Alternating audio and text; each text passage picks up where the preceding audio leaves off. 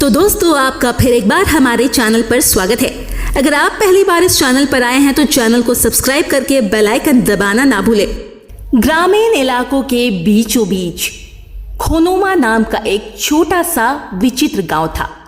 इसके निवासी साधारण लोग थे जो अपने आतिथ्य और गर्मजोशी के लिए जाने जाते थे। हालांकि गांव का एक काला इतिहास था जो वे बाहरी लोगों से छिपा कर रखते थे। अगर आप इस चैनल पर नए हैं तो हमारे चैनल को ज़रूर सब्सक्राइब करें, क्योंकि हम हर हफ्ते नई डरावनी कहानी लाते रहते हैं। और बेल आइकॉन भी दबा दें ताकि हमारे नए वीडियोस आप तक पहुंच सकें। तो आज की कहानी शुरू करते हैं।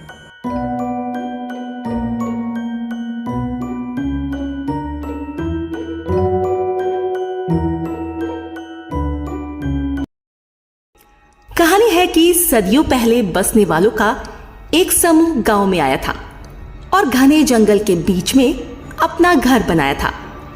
बसने वाले अपने अजीब रीति रिवाजों और मान्यताओं के लिए जाने जाते थे और गांव में अस्पष्टीकृत घटनाओं का अनुभव होने में बहुत समय नहीं लगा।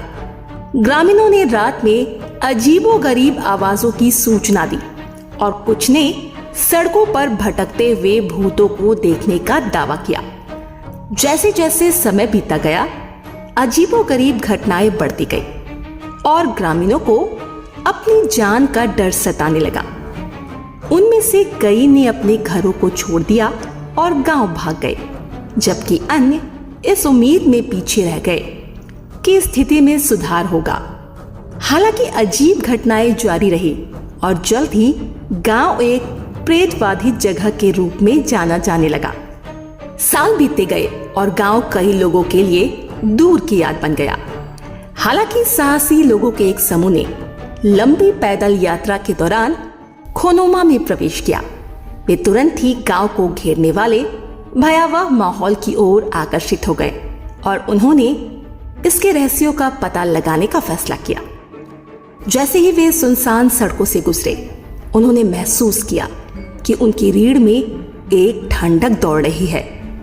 उनके कदमों की आहट से ही सन्नाटा टूटा था और वे छाया से उन्हें देख रहे एक अदृश्य उपस्थिति को महसूस कर सकते थे। अचानक उन्हें खून से लथपथ चीख सुनाई दी और वे जान गए कि उन्हें वहां से निकलना होगा। वे सब डर से भागते हुए अपने कैंप साइट में वापस चले गए। वे जानते थे कि उन्हें गांव और उसके काले इतिहास के बारे में और जानना होगा। अगले दिन वे एक बूढ़े ग्रामीण से मिले, जिसने उन्हें बसने वालों की कहानी और उन अजीबोगरीब घटनाओं के बारे में बताया जिन्होंने सदियों से गांव को त्रस्त कर रखा था। सच्चाई का पता करने के लिए समूह ने आगे की जांच करने का निर्णय लिया। वे कैमरों और रिकॉर्डिंग उपकरणों से लैस होकर गांव वापस चले गए। जैसे ही उन्होंने सुनसान घरों का पता लगाया, उन्हें पूर्वाभास का एहसास हुआ। वे उन आत्माओं की उपस्थिति को महसूस कर सकते थे जो गांव में मंडराती थी और वे जानते थे कि उन्हें सावधान रहना होगा। अचानक उन्हें एक फुसफुसाहट सुनाई दी और उन्होंने मुड़कर देखा कि उनके सामने एक भूतिया आकृति खड़ी है। समूह डरा हुआ था और उनके पास खोनोमा को प्रेत बाधित करने वाली आत्माओं का प्रमाण भी था। खोनोमा के बारे में सच्चाई को उजागर करने के समूह के प्रयासों के बावजूद ग्रामीणों को अभी भी अपने गांव की प्रेतबाधित प्रतिष्ठा से छुटकारा पाना मुश्किल हो गया। उनमें से कई ने अतीत में हुई अजीबोगरीब घटनाओं के बारे में बात करने से इनकार कर दिया और कुछ अब भी मानते हैं कि जंगल में बसने वालों की आत्माएं अभी भी रात में गांव में घूमती है।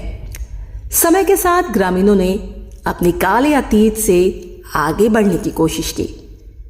उन्होंने अपने घरों का पुनर्निर्माण किया और नए व्यवसाय शुरू किए, इस उम्मीद में कि वे अपने गांव में बाहरी लोगों को आकर्षित करेंगे।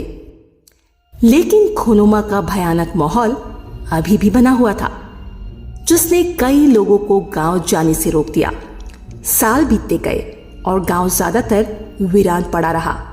हालांकि पैरानॉर्मल इन्वेस्टिगेटर के एक समूह ने खोनुमा के बारे में सुना और उसकी प्रेतवाधित प्रतिष्ठा का पता लगाने का फैसला किया।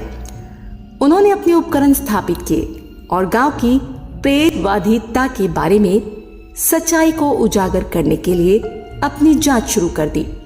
जब वे सुनसान सड़कों से गुजर रहे थे तो वे उन आत्माओं की उपस्थिति महसूस कर सकते थे जो सदियों से गांव में रहती थी। अचानक जांचकर्ताओं में से एक ने उसका नाम फुसफुसाते हुए सुना। वो जल्दी से मुड़ा और देखा कि उसके सामने एक भूतिया आकृति खड़ी है। आकृति ने उसे इशारा किया और वो उसके पीछे गांव के बाहरी इलाके में एक सुनसान घर में चला गया। घर के अंदर अन्वेषक ने अजीब वस्तुओं और प्रतीकों से भरे एक छिपे हुए कमरे की खोज की। जब उन्होंने वस्तुओं की जांच की तो उन्होंने महसूस किया कि वे उन रीति रिवाजों से संबंधित थे जो सदियों पहले बसने वालों ने किए थे। वो तब जानता था कि ग्रामीण कभी भी खोनुमा के भूत से बच नहीं पाए थे, क्योंकि बसने वालों की आत्माएं अभी भी गांव में फंसी हुई थी। सदियों से गांव को त्रस्त करने वाले अभिशाप को तोड़ने के लिए निर्धारित जांचकर्ताओं ने आत्माओं को मुक्त करने के लिए एक अनुष्ठान किया। उन्होंने वस्तुओं और प्रतीकों को जला दिया और आत्माओं के निकलने तक मंत्रोच्चारण किया। जैसे ही आखिरी आत्माएं रात में गायब हो गई, गांव अचानक एक गर्म रोशनी से भर गया और हवा फूलों की मीठी सुगंध से भर गई। ग्रामीणों को तब पता चला कि श्राप हटा लिया गया था और खोनुमा का भूत अंत में समाप्त ही हो गया था। उस दिन के बाद से गांव भूताहा नहीं रहा।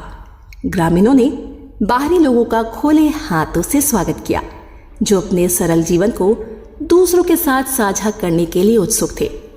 हालांकि खोनुमा का काला इतिहास अभी भी इसके निवासियों की यादों में उलझा हुआ है। वे जानते थे कि वे अंततः अपने प्रेतवाधित अतीत से आगे बढ़ सकते हैं। श्राप हटने के साथ खोनुमा में जीवन धीरे धीरे फलने फूलने लगा। ग्रामीण अब अतीत की आत्माओं से परेशान नहीं थे और वे आशावाद की एक नई भावना के साथ अपने घरों और व्यवसायों का पुनर्निर्माण करने में सक्षम थे। एक बार परित्यक्त घर अब परिवारों से भर गए थे और सड़कों पर एक बार फिर से चहल पहल थी।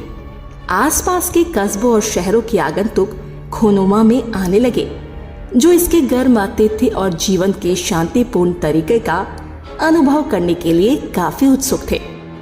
ग्रामीणों ने भी अपने काले इतिहास को स्वीकार करना शुरू कर दिया, ये पहचानते हुए कि ये उनकी विरासत का एक हिस्सा था जिसने आकार दिया था कि वे कौन थे। उन्होंने पर्यटकों के लिए घोस्ट टूर आयोजित करना शुरू कर दिया, जिसमें बसने वालों की कहानियों और उनके अजीब अनुष्ठानों को साझा करना शुरू कर दिया। समय के साथ खोनुमा न केवल अपने प्रेतवाधित अतीत के लिए बल्कि अपने गर्म और स्वागत करने वाले समुदाय के लिए भी जाना जाने लगा।